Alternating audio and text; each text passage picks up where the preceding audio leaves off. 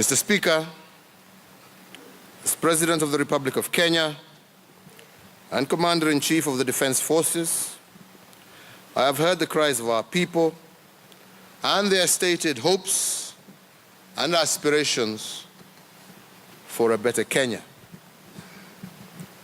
When they elected me as their president, I committed to strive and unceasingly fulfill the trust and confidence that they placed in me, and I will not turn back on this commitment.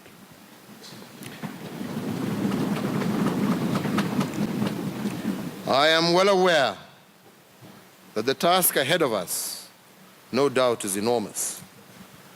But there can be no turning back in our quest to transform our national economy to become truly an engine for creating jobs and opportunities for Kenyans.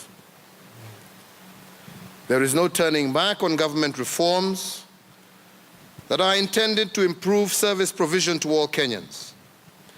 And there is no turning back on fighting all enemies of Kenya, foreign or domestic, so as to secure and to ensure that Kenyans and their property are safe. Mr. Speakers, there is no turning back on the obligations we have made in the Big Four agenda to environmental sustainability, to intergenerational equity, and to upholding a strong rule-based international system. There will be no turning back on the Building Bridges initiative that assures inclusion,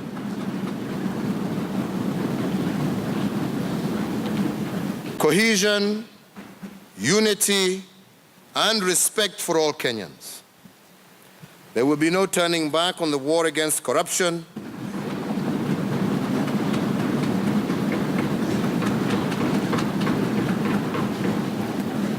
as it is a just war and a war to prevent misuse of public resources for selfish interests by those who have been entrusted to manage them. We are not turning back because we are determined to gift our children a better Kenya than the one we inherited. A prosperous Kenya where the respect for the rule of law and integrity are accepted norms. Following the country's first general election under the new constitution, I took the oath of office as the first president elected under the new legal order. My first term laid the foundation for a better Kenya by building on the promise and aspirations of the new constitution as articulated under Article 10, and therefore set the stage to propel our country to greater security, health, unity, prosperity, equity, and justice. The national values and principles of governance epitomize the vision that Kenyans have for their nation. The 43 words are the promise we have made to ourselves and the generations to come. As we reflect on these values, let us ask ourselves as leaders in the public, as well as the private sectors, and indeed as well as ordinary Kenyans, how much we are paying heed to these values and principles in our own personal conduct. Across the length and breadth of this great nation, ordinary Kenyans continue to do extraordinary things that show that the flame of our national spirit burns brighter than ever before. Our men and women in various disciplines keep the flag of Kenya flying high at international events, bringing glory to our nation. In this regard, amongst many, the nation salutes Eliud Kipchoge and his compatriots who have continued to make our national anthem echo around capitals of the world. We are proud of our Peter Tabichi, who was recently voted the best teacher in the world, and he has demonstrated our aspiration and potential to deliver world-class educational standards. Our entrepreneurs and business leaders are driving forward our economy, which I am proud to say remains one of the largest and most vibrant on this continent. Leading the string of innovators is Roy Alila, who garnered global accolades for inventing smart gloves that convert sign language movement into audio speech. Mr. Speakers, these Kenyans remind us what we could achieve if we remain true to our national values. Indeed, on behalf of a grateful nation, I do thank those men and women who serve the Republic in whatever capacity, who uphold our values and our way of life, who defer to what is right, who show that our diversity is an asset, and all those who have paid the ultimate price to secure our freedoms and way of life. Building a better Kenya, honorable speakers, is ultimately the desire of every Kenyan. But we must be alive to the reality that this noble goal cannot be achieved if we are operating in disharmony. Every one of us, honorable members, must appreciate the importance of unity and cohesion in this pursuit.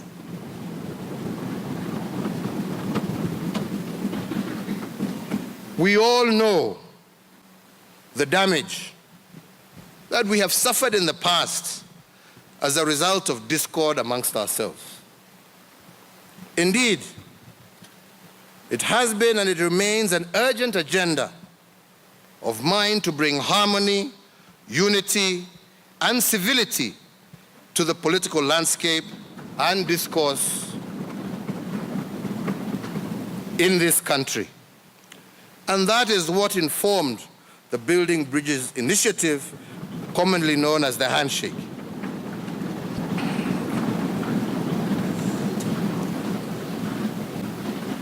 Honorable speakers, in all our cultures, a handshake is an expression of goodwill, friendship, trust, and reconciliation. It is synonymous with peace. Indeed, our handshake has been followed by millions of handshakes across the length and breadth of the Republic. Many leaders across the country and at every level of government have opted for a renewed politics of unity. And this has given Kenya a new and stable platform upon which we can rise above individual and sectarian interests, religious divide,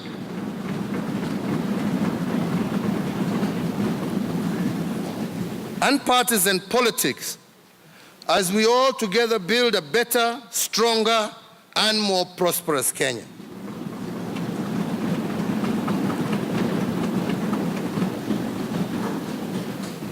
We know very well that we were successful in securing our independence because as a people we were united. Unity was our key weapon. Therefore, honorable members, we cannot and we are not turning back on uniting the country.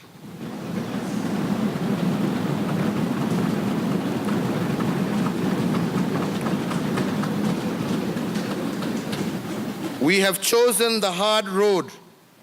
We have chosen the hard road of building unity and cohesion against the easy road of division. We are a greater people for it. Indeed, already the Building Bridges initiative is engaging Kenyans across the entire length and breadth of our country, and soon we will have an opportunity to comment on their findings and recommendations. Against this backdrop, honorable speakers,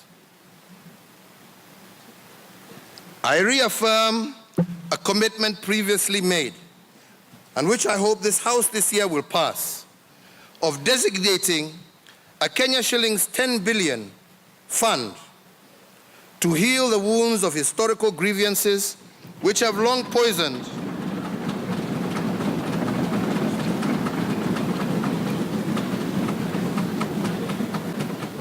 which have long poisoned our politics and strained communal relations. With Parliament's help and through the affected communities, we will be applying the fund towards establishing symbols of hope across the country through construction of heritage sites, community information centers. And these will remind us and our future generations of the journey taken towards reconciliation and healing.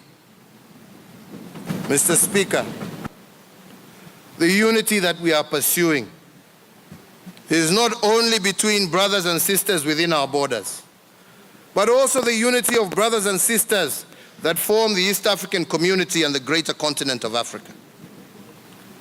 The path to prosperity for individual African states lies in promoting inter-Africa trade, integration, building bridges between our communities and nations that recognizes that we have far more in common with each other than we have as differences.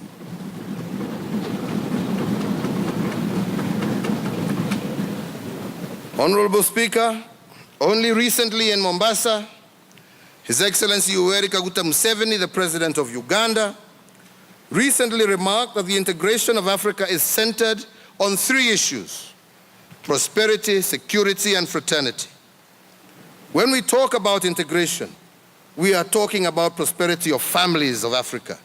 We are talking about the prosperity of business groups in Africa and creating space for shared prosperity.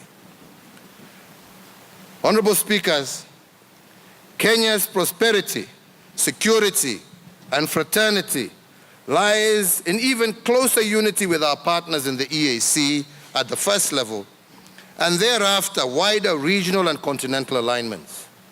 My administration remains committed to maximizing the benefits for Kenya by mutually deepening economic and eventual political integration of the East African community. In line with the spirit of Pan-Africanism, I also wish to extend our gratitude to the African Union for appointing one of our own to spearhead infrastructural connectivity across the continent. This is key. This is key to actualizing the shared prosperity of the African people through promoting trade between our brothers and sisters and further strengthening our bond of unity in this great continent. The state of our economy is also strong. Our broad-based economic growth averaged 5.6% over the last 5 years, outperforming the average global growth.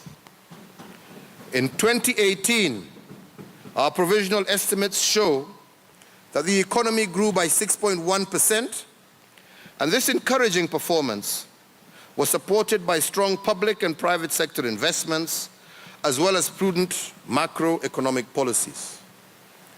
In 2018, economic growth was largely driven by the wholesale and retail trade, real estate, information and communication, and tourism. It is worth noting that despite the challenges facing the wholesale and retail trade, the sector has also attracted new international supermarket chains and continues to support the expansion of domestic players. Mr. Speakers, in 2019, we expect an even stronger growth of 6.3%, reflecting continued improvement in the business environment, political stability as a result of building bridges, as well as improvement in the environment associated with the execution of the Big Four agenda and sustained macroeconomic stability. Honorable Speaker, in the same period, the same reporting period, inflation averaged 4.6%, remaining within the set targets. Our official foreign exchange reserves averaged US $8.7 billion in the review period, representing 5.8 months of import cover. These reserves provide the country with adequate buffer against shocks in the foreign exchange market. Indeed, the Kenya shilling has held steady against major currencies, with an annual average exchange rate of about 101 to the US dollar. This was supported by a narrowing of the gap between our export of goods and services from 5.5% of gross domestic product in February of 2018 to 4.7% in February of 2019. Agricultural exports, particularly horticulture, receipts from tourism, and diaspora remittances largely explain the improvement in our current account position. From the World Bank Ease of Doing Business Index 2019, Kenya's ranking improved 19 places to position 61 globally. This made our nation one of the most improved countries during the review period.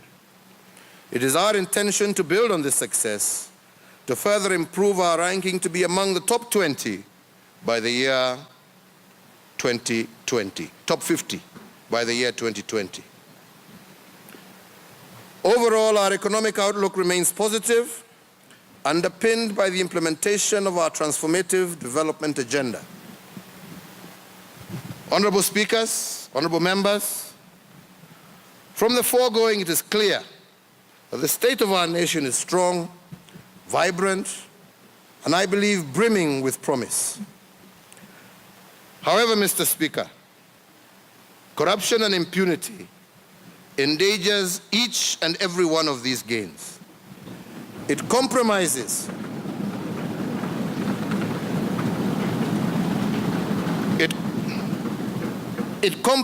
on the promise of devolution, our economic growth targets, the realization of the Big Four. It compromises access to education. It compromises our security, human dignity, and the rule of law, and by extension, the very existence of our republic.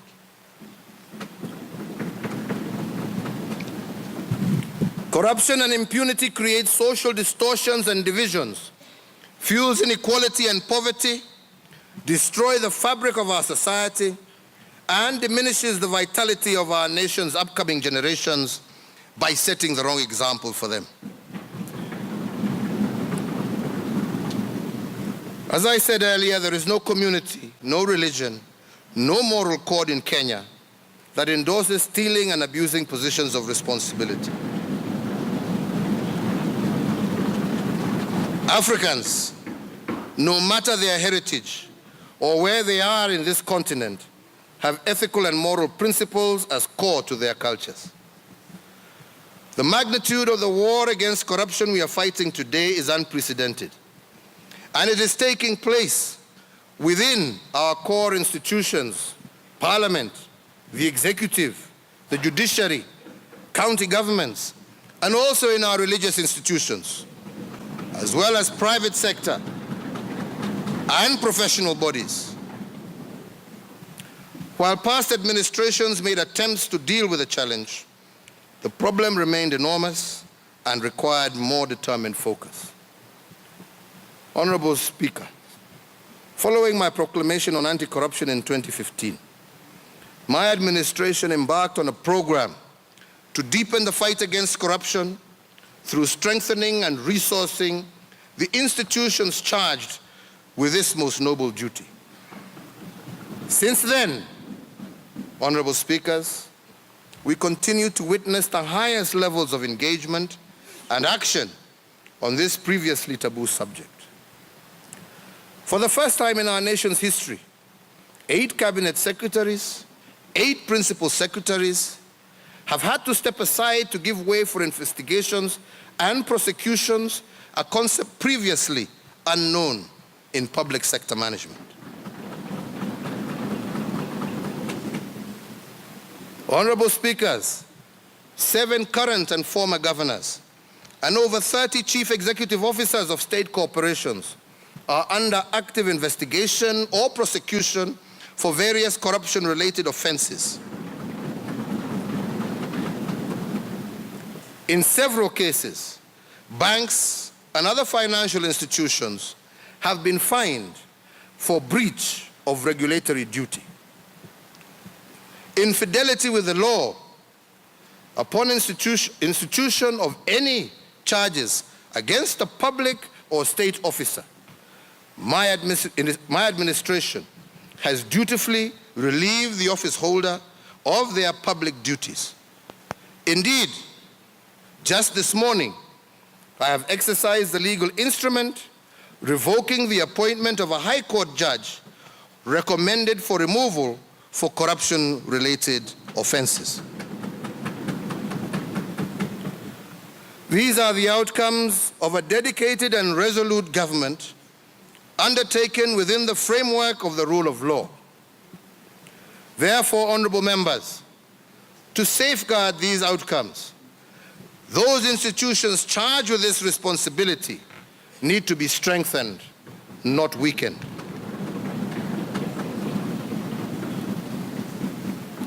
But even with the success we have made, we cannot as yet celebrate. The challenge is still with us and required more concerted efforts to eliminate it. Honorable members, Kenyans have spoken loudly and challenged us as leaders to do all that it takes to eradicate this cancer. This they did during the National Anti-Corruption Conference held in January of this year, where they tasked me, the Speakers of Parliament, the Chief Justice, and the Council of Governors to commit to various demands that would entrench and widen the fight against corruption. Mindful of my cardinal responsibility, which is to serve Kenyans, as bestowed upon me by the Constitution, my administration has opted for an all-out assault on corruption. In this endeavor and in pursuit of this noble goal, my administration has continued to strengthen the investigative, law enforcement, and prosecutorial functions of government and embrace the multi-agency approach to encourage joint intelligence sharing, investigation, and prosecution. And these measures have already reaped visible benefits. Honorable members, it is not enough to merely jail and fine those who have looted from our public coffers. The wealth stolen from Kenyans must be returned to its owners, the people of Kenya, with a clear message being that corruption does not pay.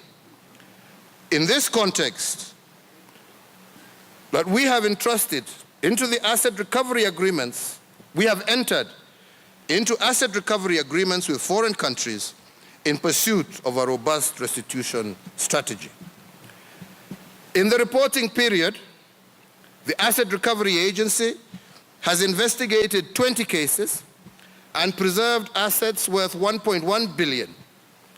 Assets worth Kenya shillings 72 million were forfeited to the government, and further recovery proceedings on corruptly acquired property valued at Kenya shillings 7.5 billion were instituted.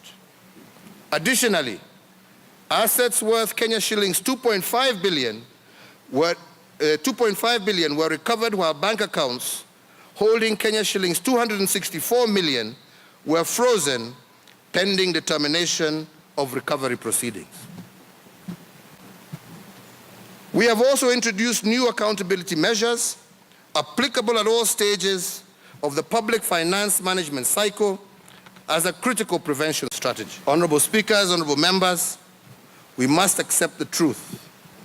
That is, one or two branches of government cannot hope to resolve this problem on their own. And that is why we look up to the judiciary to do their part,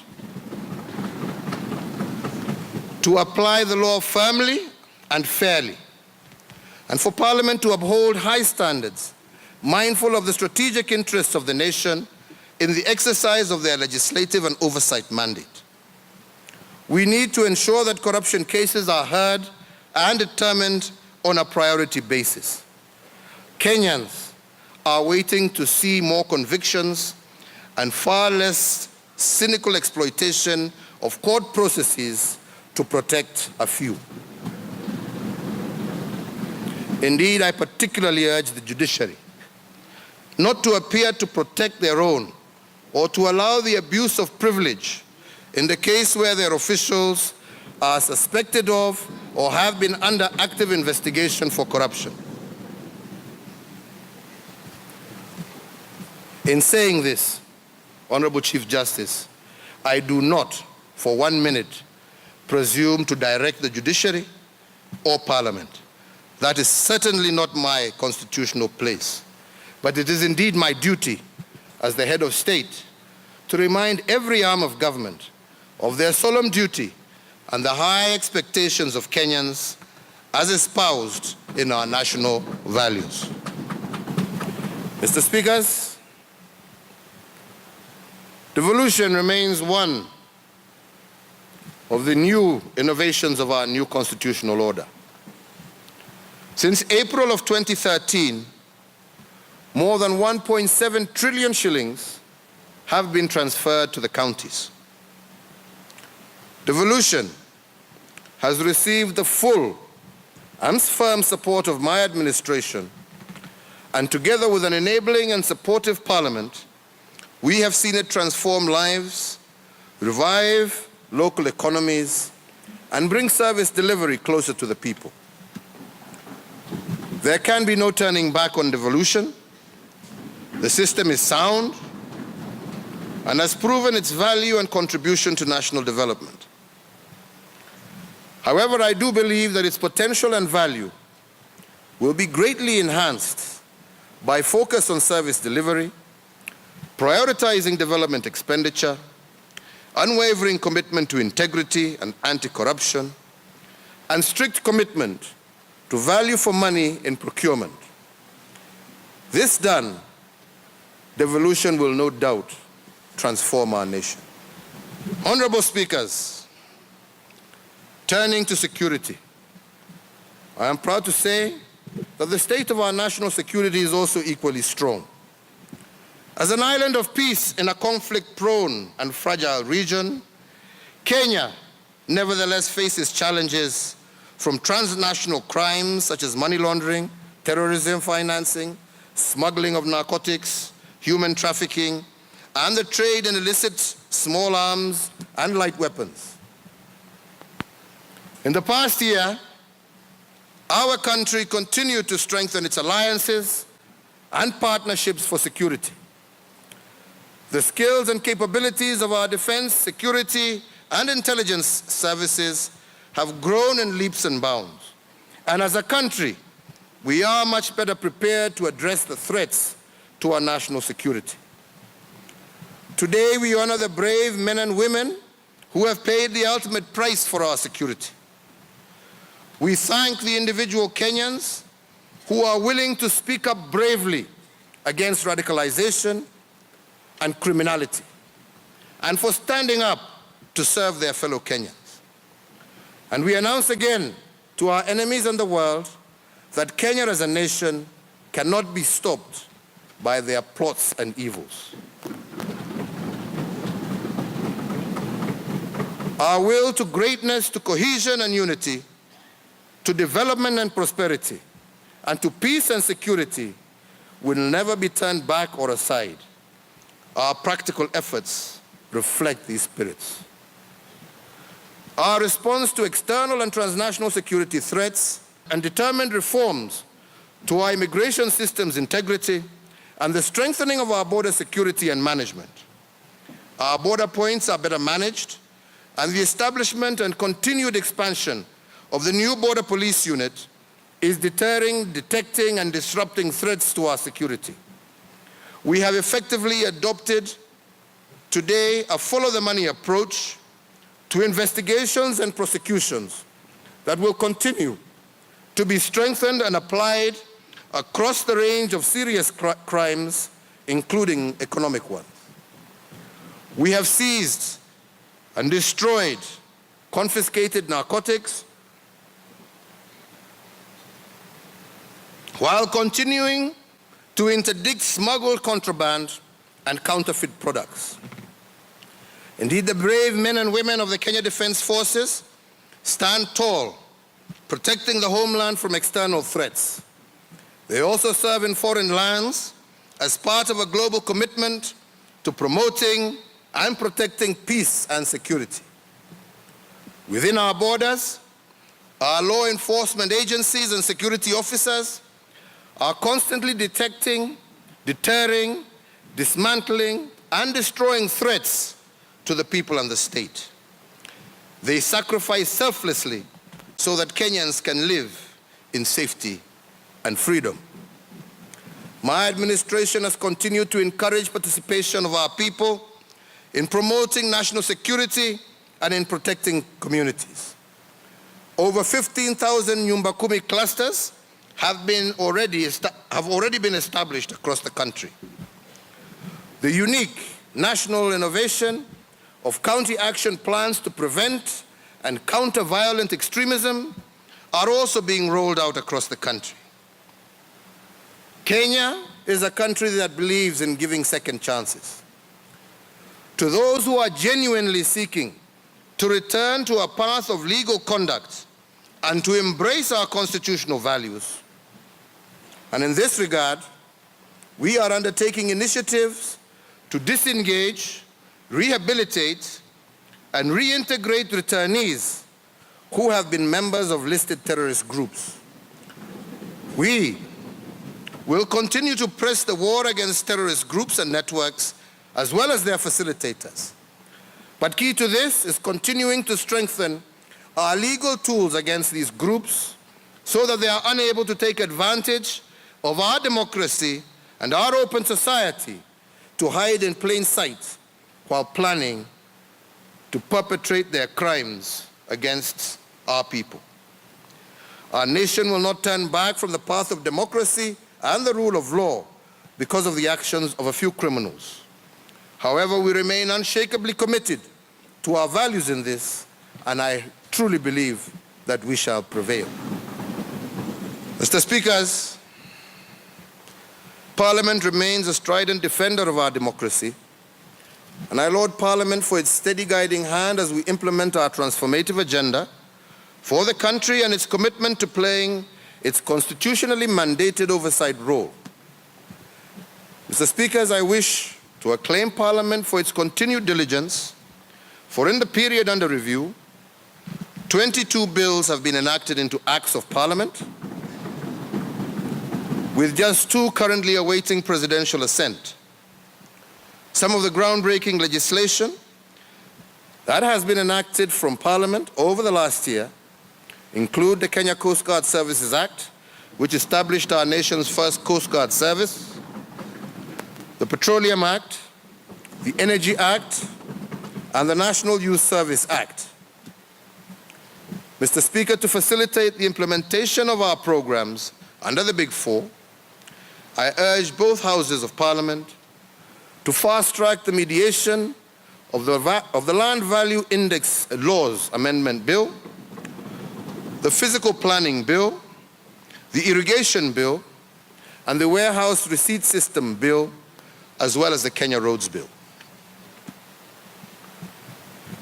Mr. Speaker, the consideration and approval by Parliament of various protocols, treaties, as well as sessional papers continues to enhance Kenya's international standing in the community of nations, creating stability and predictability in our governance framework. During the period under review, various treaties and protocols have been ratified, including the African Continental Free Trade Area Agreement, the Tripartite Free Trade Area Agreement, and the EAC Protocol on Cooperation in Meteorological Services. I am pleased to note that Parliament has also approved the National Housing Policy and the National Policy on Climate Financing, and 2 sessional papers that will have tangible benefits on the day-to-day lives of Kenyans, and I look forward to continued positive engagement with Parliament in the quest for a better Kenya.